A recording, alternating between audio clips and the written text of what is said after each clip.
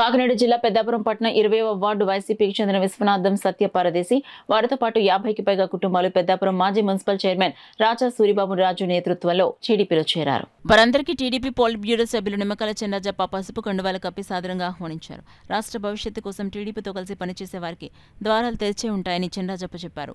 పార్టీలు ఇప్పటికే పనిచేస్తున్న సీనియర్లు కొత్తగా వచ్చిన వారిని కలుపుకుని రాబోయే టీడీపీ గెలుపు కోసం కృషి చేయాలని కోరారు. కార్యక్రమంలో యువ నాయకులు నిమ్మకాయల రంగనాగ్, పట్టణ పార్టీ అధ్యక్షులు, క్లస్టర్ ఇన్ఛార్జీలు, యూనిట్ ఇన్ఛార్జీలు, బూత్ ఇన్ఛార్జీలు, తెలుగుదేశం పార్టీ నాయకులు, కార్యకర్తలు పాల్గొన్నారు.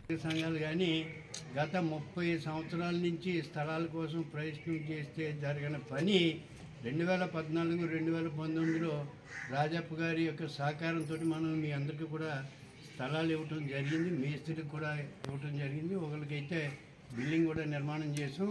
వ్యాపార పొంతులో సైట్ కూడా ఇచ్చాం. ఇప్పుడు అంబేద్కర్ భవనం నిర్మాణం చేసాం.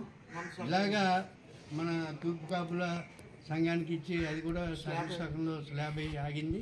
ఇవన్నీ కూడా మనం పూర్తి స్థాయిలో ప్రతి ఒక్కరికి కూడా కమ్యూనిటీ హాల్స్ నిర్మాణం చేసి అప్పచెప్పే బాధ్యత మేము తీసుకుంటాం.